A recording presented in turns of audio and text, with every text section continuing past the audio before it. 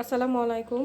লাইফস্টাইলের প্রমা YouTube চ্যানেলে সবাইকে স্বাগতম। আজকে আমি রান্না করব ডিম দিয়ে লাউ। এর জন্য প্রথমে কড়াইয়ে তেল গরম করে নিয়েছি, তারপরে কয়েকটা তেজপাতা কুচি করে নিয়েছি। এবার দিয়ে দেবো জিরা। এবার কুচি রাখা পেঁয়াজ দিয়ে দেবো।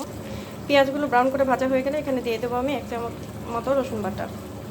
এবার 1 চামচ লবণ দিয়ে দেবো, 1 চামচ হলুদ, 1 চামচ জিরা, অল্প একটু মরিচ, কেটে রাখা লাউগুলো দিয়ে দেব। লাউ রান্নায় পানি দেওয়ার দরকার হয় না, কারণ লাউ থেকে অনেক পরিমাণে পানি বের হয়।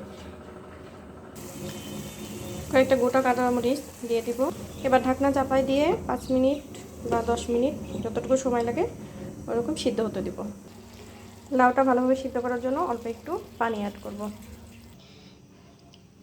ডিমের মধ্যে আমি লবণ, মরিচ আর পেঁয়াজ কুচি দিয়ে খুব ভালোভাবে ফেটিয়ে নেব। তাতে ডিমগুলো দিয়ে ভেজে নেব। এখানে আমি 2টা ডিম ভাজা। এবার আমি ডিমগুলো দিয়ে দেব।